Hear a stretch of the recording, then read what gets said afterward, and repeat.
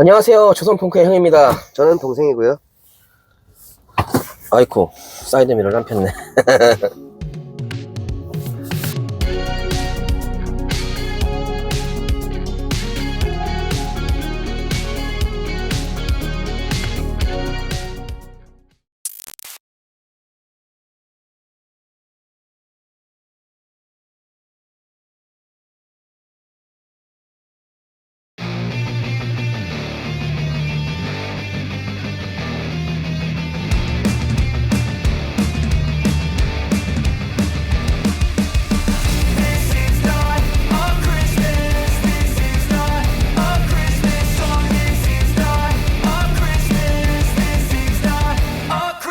The Christmas tree's on fire. Santa's holding the lighter.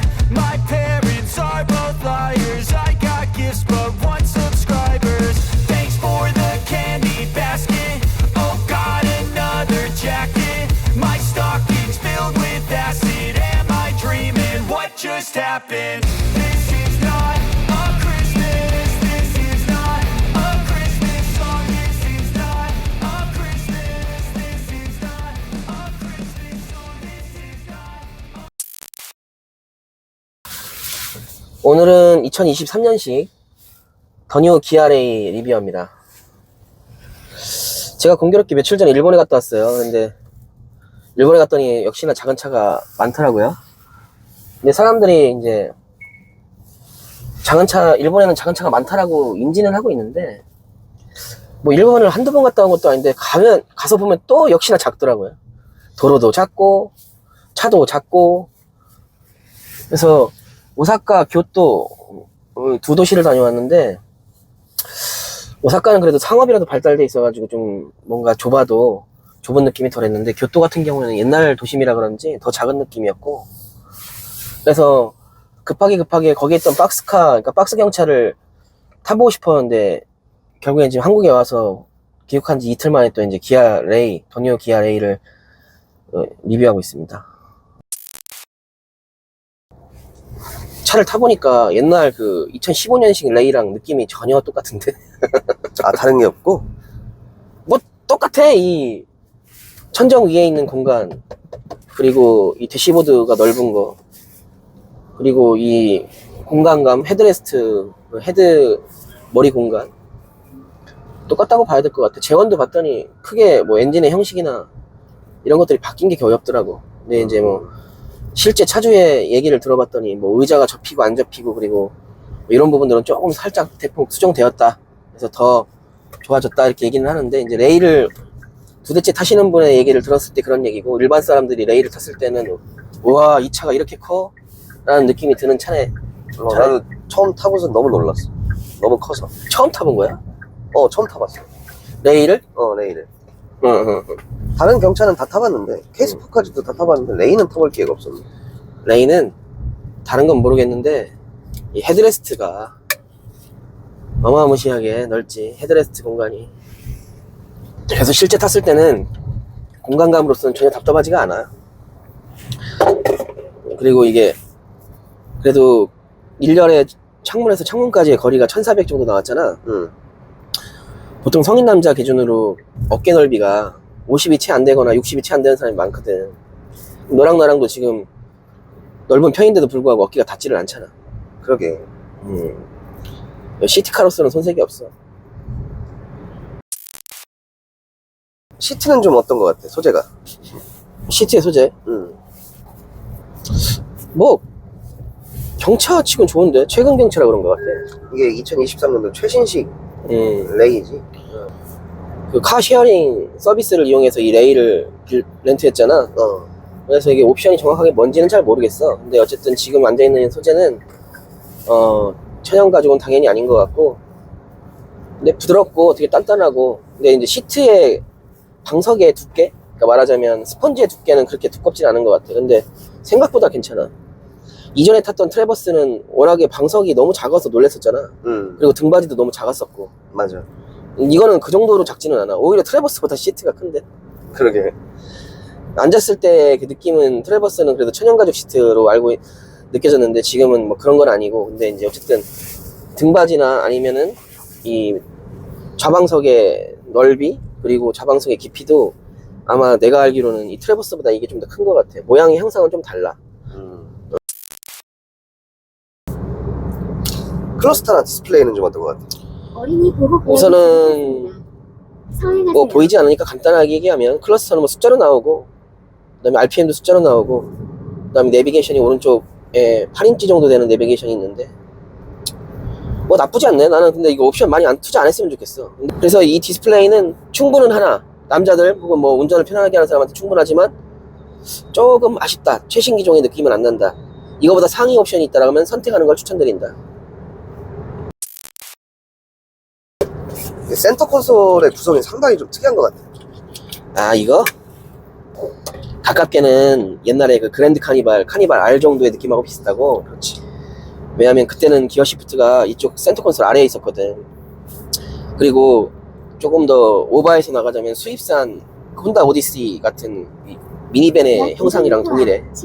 그래서 그 센터 콘솔 밑에 있는 이 하부 공간, 그러니까 일렬 의자와 의자 사이에 있는 공간을 활용하기 위해서는 여기 기어 시프트가 이쪽으로 올라가 있는 게 훨씬 더 좋아. 그래서 센터 콘솔 같은 경우에도 보면은 뭐 직관적이야. 뭐 기어 시프터 그리고 그 에어컨 모드를 바꿀 수 있는 두 가지의 그 버튼류가 있고, 그 다음에 뭐 온도가 나오는 디스플레이가 있고, 끝. 그 다음 위에 내비게이션. 깔끔해. 너무 좋아. 직진 주행 성능은 좀 어떤 것 같아요? 이 차의 직진 주행 성능은 생각보다 나쁘지 않고, 그 다음에 안에 공간이 넓기 때문에 뭔가 그 상대적으로 다가오는 속도, 어떤 차를 타면 되게 빠른 느낌이 나거든. 낮은 차들이 그렇게 돼 있어. 그러니까 시트고가 낮은 차들이 앉았을 때 되게 빠른 차 속도보다 빠르게 느껴지는데, 이 차는 시트고가 높기 때문에 경차지만 일반 낮은 SUV 정도의 시트고를 갖고 있기 때문에 약간 좀 상대적으로 속도가 낮아서 운전하는데 뭐 7, 80km 정도 도심에서 다닐 때 되게 이 느낌이 너무 빨라서 무섭다라는 느낌은 안 드는 것 같아. 다만 이 느낌이 모닝이나 스파크에 비해서는 확실하게 조금 더 상대적인 속도가 낮게 느껴져. 그러니까 안정감이 있다는 느낌이야. 안정감이 있다라고 생각하면 돼. 과속 방지턱의 느낌은 좀 어떤 것 같아? 그 과속 방지턱도 보면은 그 시멘트로 혹은 아스팔트로 되어 있는 그 완만한 노란색 과속 방지턱이 있고, 그렇지. 플라스틱이나 아니면 조금 탕탕 치는 그 높은 과속 방지턱 있잖아. 그러니까 과속 방지턱은 항상 두 가지로 나는 얘기를 하는데, 완만한 과속 방지턱은 생각보다 이 하체가 물러서 그런지 생각보다 부드럽게 넘어가. 그게 이제 이유는 저번에도 얘기했듯이 휠베이스가 일반 경차보다 길어. 그래서 1차 충격과 뒷바퀴로 넘어간 2차 충격이 조금 일반 경차들보다는 좀 길더라고. 그래서 완만한 과속 방지턱에서는 난 부드럽게 넘어갔다고 생각하거든. 근데 확실히 탕탕 치는 과속 방지턱은 경차 이 특유의 이 뭔가 부서질 듯한 이 느낌은 역시 있네. 근데 휠베이스가 길기 때문에 완만한 범프 구역, 그리고 조금 완만한 과속 방지턱 같은 경우에는 부드럽게 넘어갔다고 생각해. 경차 치고는. 핸들링의 직결감은 좀 어때? 핸들링의 직결감은 확실히 네 차보다는 떨어진다. 카니발이나 트래버스, 산타페 이런 거보다 확실히 떨어지고, 약간 조금 뭔가 약간 게임기 같은 느낌이 살짝 있네. 이게 이제 뭐 약 600m 시속 80km 단속 구간입니다. 뭐 EPS라고도 하고 현대는 MDPS라고도 하는데, EPS는 뭐 일렉트로닉 파워 스티어링이고 MDPS는 모터 드리븐 파워 스티어링 뭐 이런 뜻인데, 근데 이제 뭐 느낌이 약간 MDPS나 EPS도 그 렉에 달려있느냐, 그러니까 말하자면 그 차 구동축에 달려있는 아래쪽에 달려있느냐 아니면 핸들 바로 밑에 있는 쪽에 달려있느냐에 좀 달라. 근데 이거는 아마 컬럼식일 거야. 그러니까 CMDPS야, RMDPS가 아니라. 그래서 아마 이게 조금 CMDPS 같은 경우에는 이렇게 약간 이질감이 살짝 있어. 근데 옛날보다 많이 나아졌어. 옛날에는 돌릴 때 그 핸들에서 모터 돌아가는 소리 느낌이 났었거든, 살짝. 이렇게. 그 정도는 아니고 직결감도 나쁘지 않아. 최근에 내가 그 탔던 작은 차 중에 그 유압 핸들을 갖고 있는 그 폭스바겐의 폴로라는 차가 있어. 그러니까 유압 핸들이라는 거는 파워 스티어링의 방식이 유압식이라는 얘기거든.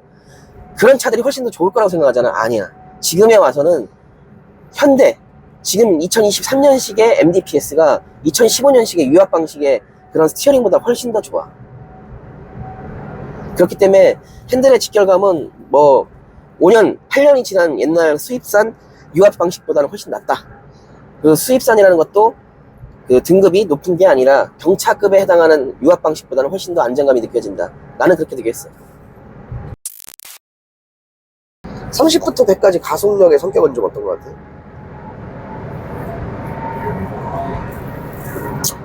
30부터 100까지의 가속 성능은 이게 일반적으로 시내 주행을 할 때 보통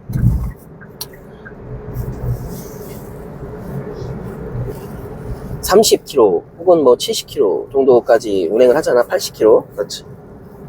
그렇게 운전을 할 때는 생각보다 잘 나가네, 혹은 뭐 부족함 없이 나가네, 혹은 뭐 그런데 추월을 하거나 아니면 갑작스럽게 뭐 뒤차가 따라와서 무서워서 급가속을 하거나 그러면 안 되는데, 그랬을 때는 가속이 70부터는 더뎌. 소리만 커지고. 약 500m 앞 지금 여기서도 70부터 풀악셀을 쳤는데 와우 와우 와우 와우 와우 와우 와우 아직도 100도 못 넘었고. 그러니까 말하자면 이 도로는 70km로 달려야 되는 도로잖아. 근데 지금 내가 추월을 한다는 가정을 했을 땐 순간 속도가 80 몇까지 올라갔었는데, 그때 당시에서는 더 이상 가속이 어렵다. 그러니까 가속이 어렵다는 건 가속하는데 그 시간과 거리가 많이 필요하다. 그래서 추월을 할 때는 미리 조금 더 탄력 주행을 통해서 추월을 했으면 좋겠다. 그래서 가속 성능은 옛날에 2015년식 탔던 레이와 그리고 그 이후에 내가 탔던 스파크 등등등과 크게 다르지 않다. 느낌은, 체감은. 다만 시내 주행을 할 때 많이 사용되는 50km, 60km, 70km까지의 가속은 불편함 없을 것 같다. 이게 내 예상 생각입니다. 100부터 30까지의 제동력은 좀 어떤 것 같아? 우선 100부터 30까지의 제동 능력은, 우선은 아까 초반에 우리가 이 차를 처음 몰고 나왔을 때 그 브레이크를 밟았을 때 되게 찌뚱 이랬잖아. 그렇지. 현대기아차의 특유의 그 브레이크 세팅인데 초반에 되게 담력을 좋게 해놔. 그래서 담력을 좋게 해놔서 되게 급정거하는 것처럼 느껴지거든. 오랜만에 현대기아차를 꼭 타면 꼭 그래. 저속주행이나 고속주행에서의 소음은 어떤 것 같아?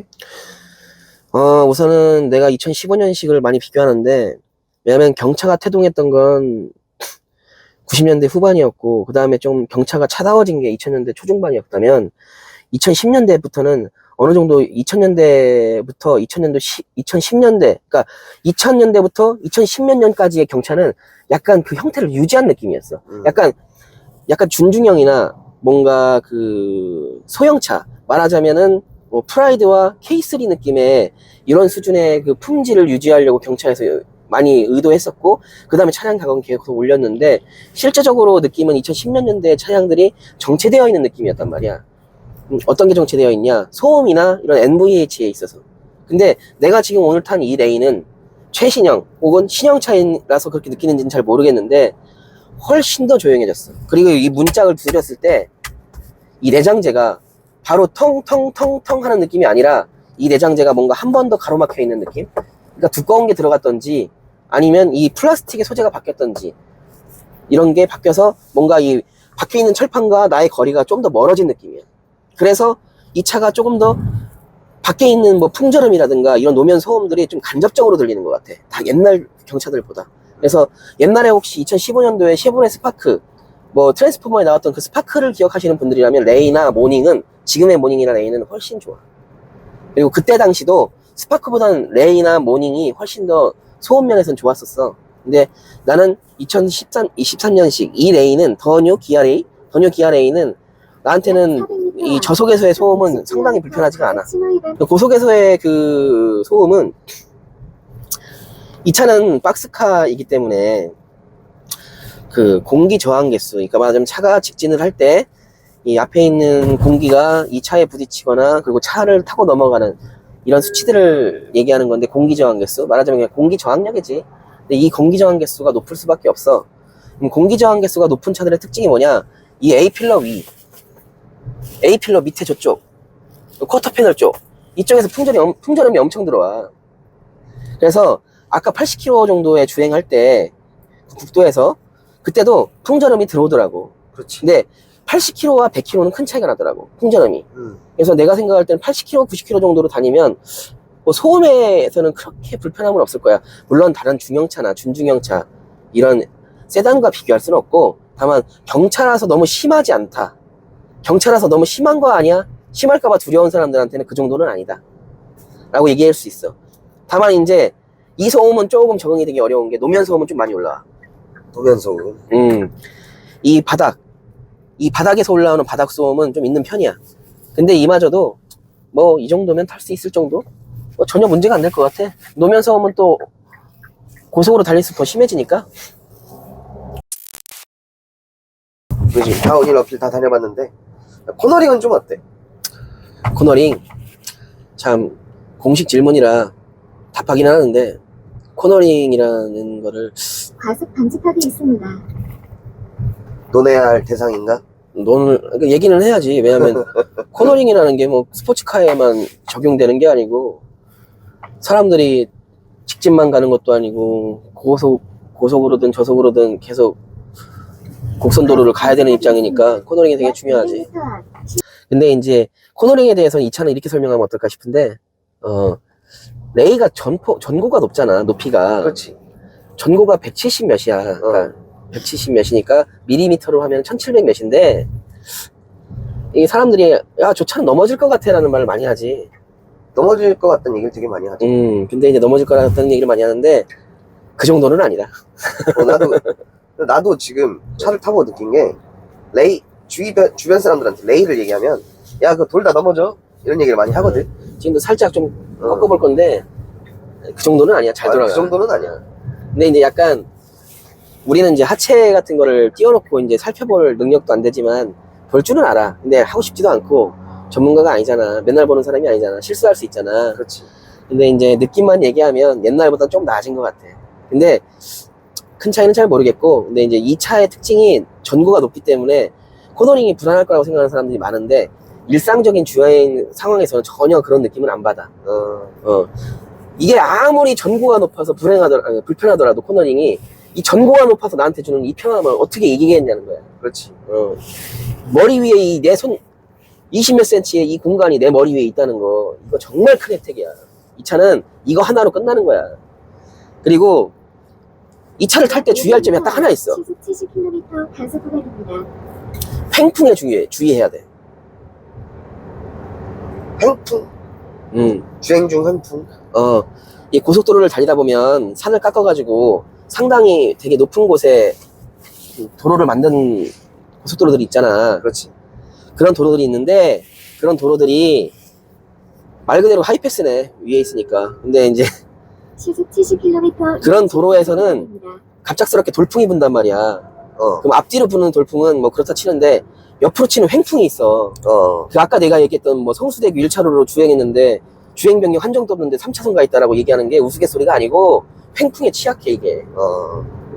그래서 박스카 형태를 갖고 있는 것들이, 박스 형태를 갖고 있는 차들이 횡풍에 취약한데, 시내 주행에서는 좀 문제될 소지는 없으나, 고속도로 주행 시에 바람이 많이 부는 날에는 조금 속도를 비 올 때처럼 1-20km 정도로 낮춰서 운행하는 걸 추천한다.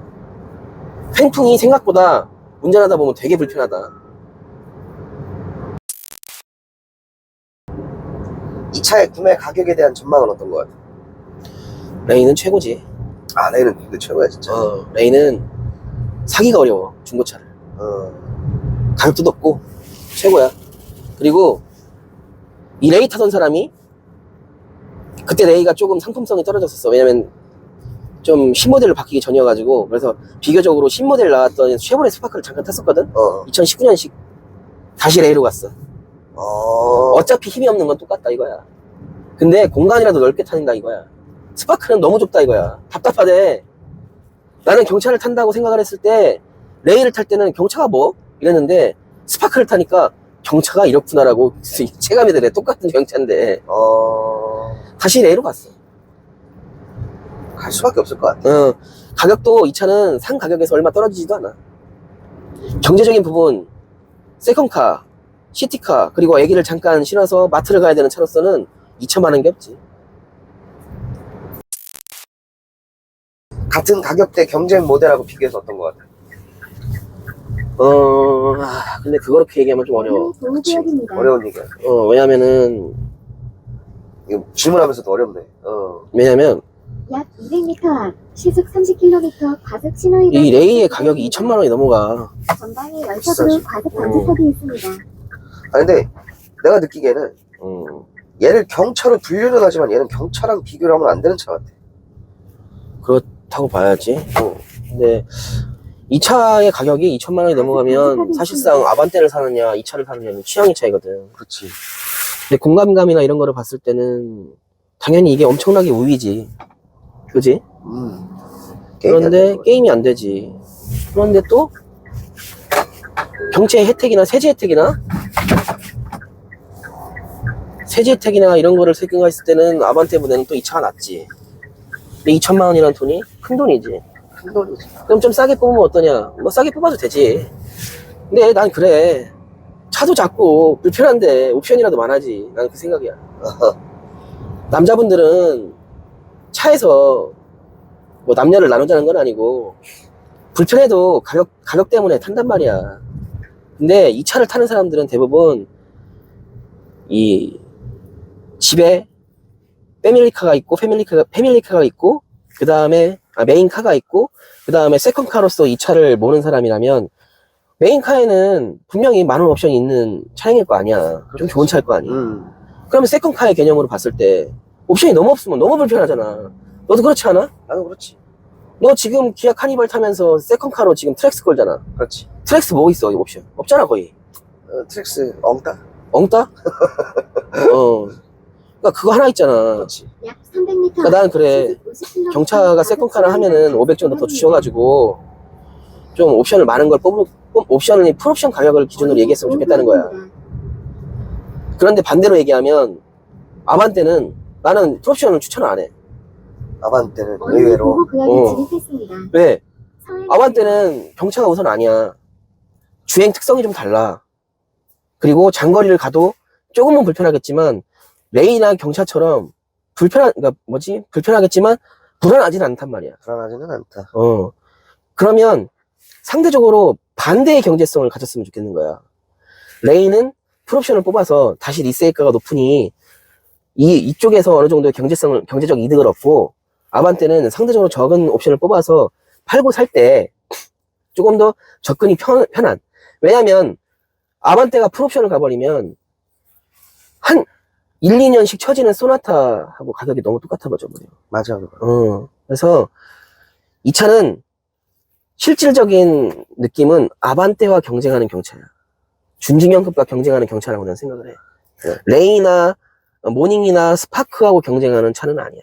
오케이. 난 그렇게 판단을 하고, 그래서 이 차는 웬만하면 풀옵션을 추천하고, 그러면 2천만 원 정도가 되니 아반떼랑 경쟁하는 차다. 이렇게 생각하면 되겠어. 오케이. 이 차를 추천하고 싶은 대상은 어떤 사람들이 있을까?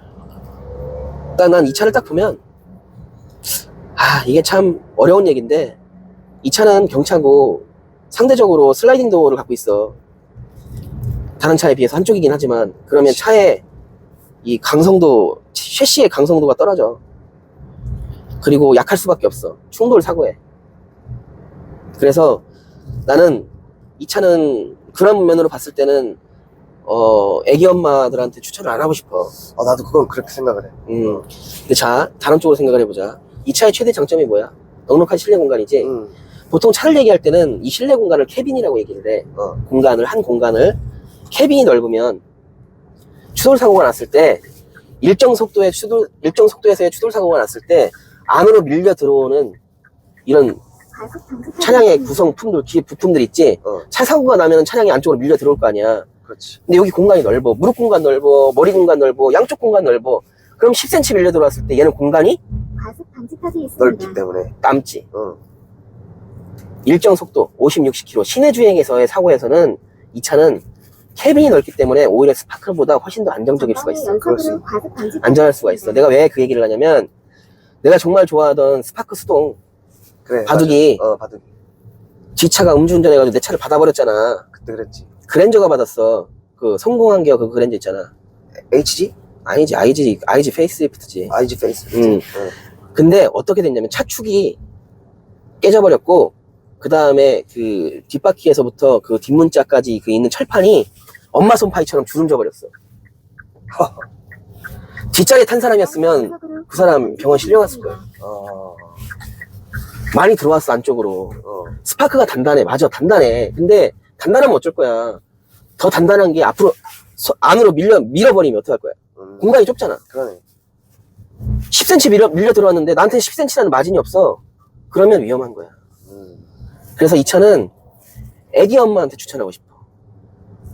차가 약하지만 공간이 넓기 때문에 차라리 안정성. 추돌 사고가 있다 하더라도 일정 속도, 도심에서의 달리는 속도에서의 사고가 났다라고 하면은 안으로 밀려 들어오는 공간이 있기 때문에, 공간이 넓기 때문에 나는 이 차는 오히려 더 안전하다고 생각해. 근데 나도 지금 형이 말하는 부분에 되게 동의를 해. 예전에 나도 한때 타고 갈 때, 그때 소렌토랑 사고가 났을 때 옆에서 추돌을 했는데 다리가 끼어서 못 나갔거든.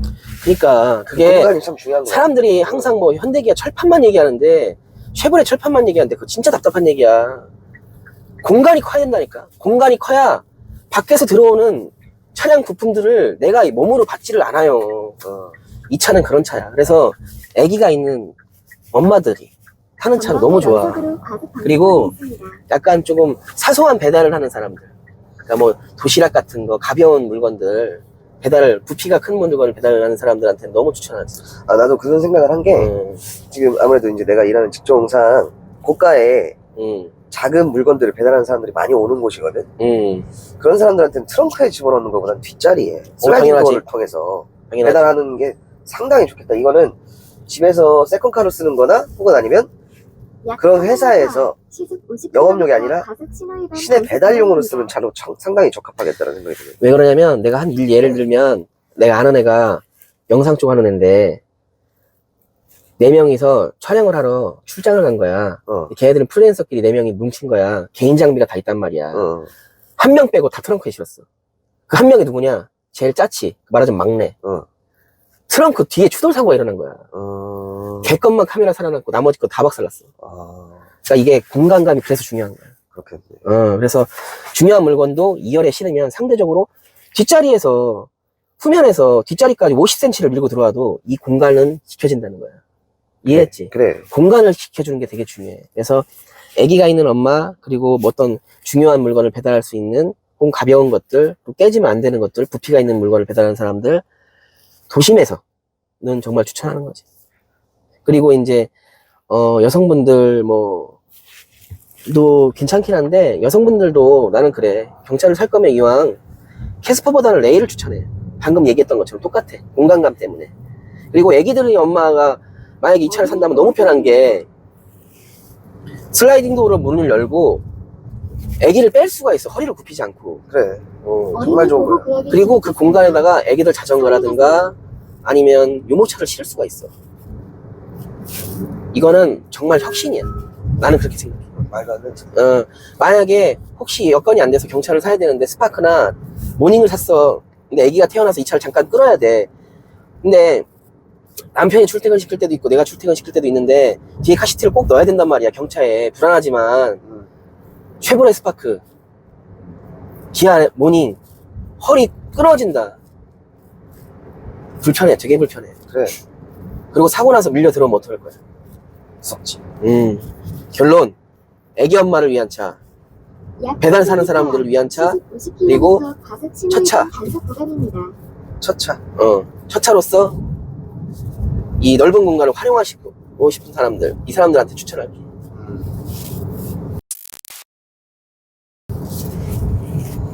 이 차를 구매하면서 얻는 이득은 뭐가 있을까?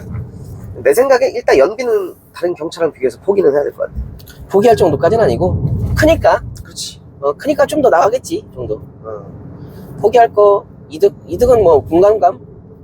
뭐, 이것도 우리가 밀고 있는 컨텐츠 중에 하나잖아. 당근 거래. 그렇지. 아까도 실내 크기 재봤지만, 카니발 7인승 이상이야. 그래서 이 차는 정말, 활용적으로 쓸 수 있는 활용성이 너무나 높은 차지. 박스카잖아. 그래서 일본 애들이 작은 차를 타면서도 박스카를 많이 선호하는 이유 중에 하나지. 그래서 경제적인 것, 연비는 뭐 쏘쏘고 팔고 사고 할 때 리세일가가 높은 것, 그리고 그 실내 공간이 넓은 것. 결국에 얘기하다 보면 이 차의 장점은 실내 공간인가 봐. 모든 게 다 실내 공간하고 연결되어 있어. 그럼 버려야 할 욕심은 뭐가 있을까? 버려야 할 욕심, 고속주행. 고속주행. 하지 마세요, 웬만하면. 절대 하지 마세요. 아, 절대까지는 아니야. 하지 마세요, 웬만하면. 웬만하면 하지 마세요. 왜냐면 위험하다는 게 아니고 불특정 혹은 뭐 뭔가 이 돌발 상황에 있어서 대비하기가 어려운 차고, 그 다음에 사고가 났을 때도 아무래도 조금 바닥에 붙어서 가는 차보다는 뭐 넘어질 확률도 높고, 그리고 이제 아무래도 조금 이제 슬라이딩 도어 같은 이런 이 비필러가 없는 구조이기 때문에 상대적으로 강성이 낮기 때문에 약간 좀 큰 추돌 사고, 고속에서의 사고에서는 좀 너무 위험할 것 같아. 당연한 얘기겠지만 시내에서는 오히려 안전할 수 있다, 공간감 때문에. 그러면 이 차량을 음. 유지를 하다가 다음 차를 업그레이드를 할 때 추천해줄 만한 차량은 뭐가 있을까요? 그 차량은 답이 나와 있어, 사실은. 잘 봐봐. 왜? 아니. 왜? 그냥 나도 떠오르는 차가 하나 있어서. 아, 그래? 이 차면 답이 나와 있어. 스포티지 아니면 투싼이야. 다음 차는? 근데 아까 얘기했지, 슬라이딩 도어를 열고 카시트에서 허리를 굽히지 않고 아기를 꺼낼 수 있는 차는 스포티지 투싼도 해당이 안 돼. 어린이 보호구역입니다. 그러면 같은 슬라이딩 도어를 갖고 있고 허리를 덜 굽혀도 되는 차가 기아에서 뭐가 나오지? 어린이 보호구역에 카니발. 진입했습니다. 카니발을 딱 물어보면서도 머릿속에 카니발이 떠오르. 근데 너무 크잖아, 카니발은. 근데 나는 그렇게 크다는 생각을 못 해봤어. 아이, 그래서 불편하지. 근데 이제 이만큼 이 슬라이딩 도어가 주는 이점이 레이와 카니발을 이어준다는 거야. 맞아. 스포티지랑 투싼 혹은 뭐 좀 더 크게 사서 뭐 산타페나 소렌토 사도 어차피 허리는 굽혀야 돼. 그건 맞아. 이 차는 그렇진 않아. 이 차도 물론 허리는 굽혀야지. 근데 키가 작으신 분들은 뭐 허리 거의 굽히지도 않고 애기 꺼내더라고. 힘 받는 형태가 틀려. 다르지. 형이라면 이 차를 살 것 같아, 안 살 것 같아? 다시 살 것 같아? 난 무조건 사지. 음. 필요하면 무조건 사지. 차라는 게 필요한 상황이 있잖아. 우리나라 사람들은 좀 안 좋은 습관 중에 하나가 차 한 대로 막 모든 걸 다 하고 싶은 거야. 고속주행, 저속주행, 캠핑, 아웃도어 등등등등등등. 그건 맞는 말인 것 같아. 이제 사람이라면 다 그런 욕심을 부리겠지.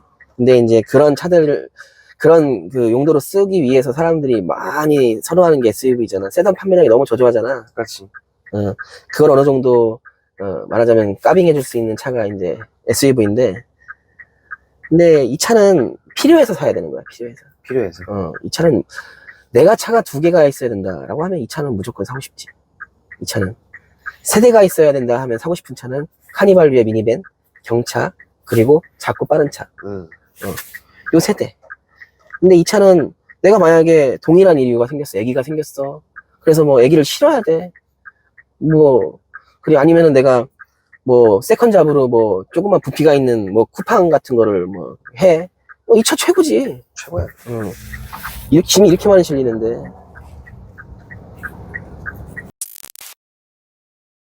이 차에 대한 총평을 한번 얘기해 줘. 총평.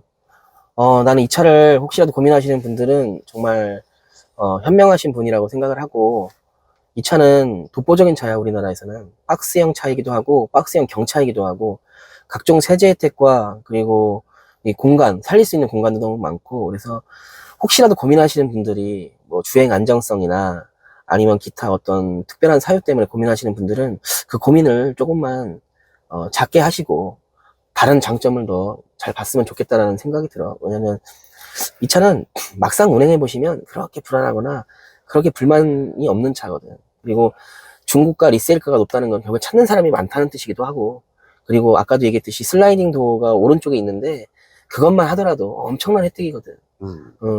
그래서 슬라이딩 도어를 오토로 개조할 수 있는지에 대해서 고민을 좀 해봤거든. 할 수는 있겠지. 우리나라에서 못하는 게 뭐가 있겠어. 근데 그러려면 모터도 달아야 되고, 철판하고의 그 실내 공간하고 사이도 좁은데 저기다 모터를 어디다 달아야 되냐면 아마 대공 살 것 같아. 그래서 결국에는 카니발처럼 뭔가 듬직하게 뒤를 막아준 다음에 슬라이딩 도어를 자동으로 여는 다음에 애기한테 내려.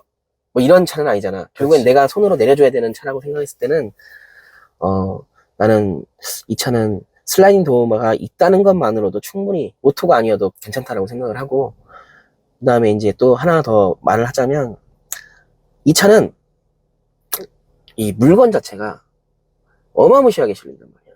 그러니까 부득이하게 아기를 케어를 해야 돼서 1열에다가 카시트를 장착해서 아이를 태웠다고 치자고. 그럼 뒤에 공간에 시트를 접으면 유모차 한 8대는 들어갈 것 같아. 와우, 어마어마해. 8대는 좀 오반가? 하여튼 뭐 6대는 이상은 충분히 들어갈 것 같고, 그 다음에 이제 뭐, 기타 뭐, 아이의 자전거라든가 이런 거는 뭐, 말도 할 것도 없이 들어가는 거지. 그래서 공간감, 그리고 경제성, 리세일가를 통한 경제성, 경차의 세제 혜택. 이 처음 구매 가격이 조금 비싸다는 거 빼고는 나는 그거는 너무 괜찮다고 생각해. 너는 뭐 또 할 말이 있다며? 나는 지금 카니발을 끌고 있지만, 최근에 이제 아이가 크면서 자전거에 대해서 관심이 높아서, 애랑 자전거를 타러 이제 집에서 출발하면 바로 천면으로 갈 수 있는 공간은 아니니까, 그렇지. 이게 자동차에 자전거를 태워서 이동을 하게 되는데, 내 차 같은 경우는 진짜 큰 무리 없이 자전거를 2대, 3대를 실으니까, 상관은 없는데, 아무래도 요즘 차를 뭐, 바꾼다면이라는 가정하에 생각을 많이 해봤을 때, 그런 부분에 대해서는 다 뒤에다가 자동차 캐리어를 달아야 된다고 생각했거든, 자전거 캐리어를. 그렇지. 이 차는 안 달아도 되겠다는 생각이 유일하게 들은 차는. 그럼 물론 뭐 더 큰 차는 다 들어가겠지만 생각보다 트래버스란 차도 컸지만 높이가 낮아서 뭔가 물건을 적재하기가 어려워. 그러니까. 물건을 적재할 때는 좌우폭도 되게 중요한데 높이도 되게 중요하거든. 자전거를 세워서 실느냐 눕혀서 실느냐도 큰 차이잖아. 이 차는 세워서 실 수 있잖아. 이 차는 세워서 실을 수 있는 차네. 그러니까 그런 면에서는 독보적인 차지. 그래서 아빠로서, 혹은 엄마로서, 배우자 없이 아이랑 둘이서 시간을 보내야 되는 그런 것을 즐기거나 그래야 되는 사람이라면, 나는 다른 차보다는 경제적인 면에서, 공간적인 면에서 이 레이가 엄청 합당하고 좋은 차라고 생각이 들어. 그리고 이게 도심에서 사람들이 이 차로 차박을 한다고 하더라고. 그 얘기 하더라. 근데 왜 이 차로 차박을 왜 할까라고 생각을 해봤거든. 서울 시내에서 한강이나 서울 시내에서 가평이나 이쪽으로 살짝만 벗어나서 차박을 한다면 둘은 좀 싫을 것 같고 혼자 한다면 난 좋을 것 같아. 그 정도로 너무 거의 풀플랫이 돼버리니까. 좋은 차야. 그래서 이 차는 구매하시려고 고민하시는 분들은 구매하셨으면 좋겠고, 최근에 이 레이 EV가 나왔잖아. EV가 나왔죠. 뭐 중국산 CATL사의 LFP 배터리가 들어갔는데 비아드였나? 어쨌든 LFP 배터리가 들어가서 이제 경제적인 가격으로 나왔는데 뭐 실 구매 가격이 2,000 중반인가 초반인가 그런 것 같더라고. 보조금 받으면. 그러면 또 이만한 차가 또 없어지지. 주행거리는 뭐 제쳐두고 우선은. 그래서 레이 EV면은 근데 아무래도 레이 EV면 아직은 측정을 안 해봤지만 상대적으로 이 바닥에 배터리가 깔리기 때문에 우리가 되게 특장점이라고 내세웠던 이 머리 공간, 이 차의 높이에 대한 거는 좀 줄어들 수밖에 없을 거야. 최소한. 그래서 그 부분은 좀 고려하셔서 EV는 갈지 안 갈지, 그 실내 공간, 그게 되게 중요한 거니까. 그렇지. EV를 가시려는 분들은 야 레이인데 EV가 나왔대 라고 생각하지 마시고, 레이인데 EV가 나왔는데 실내 공간이 얼마나 줄어들었을까, 그럼 이 장점이 있는 거야 없는 거야, 단점이 되는 거야, 뭐 이런 걸 좀 고민하셨으면 좋겠다. 기회가 된다면 EV를 리뷰해보고 싶네. 오케이, 이상 레이 EV라네. 레이 더 뉴 기아 레이. 참 이름 힘들어. 시승을 마치겠습니다.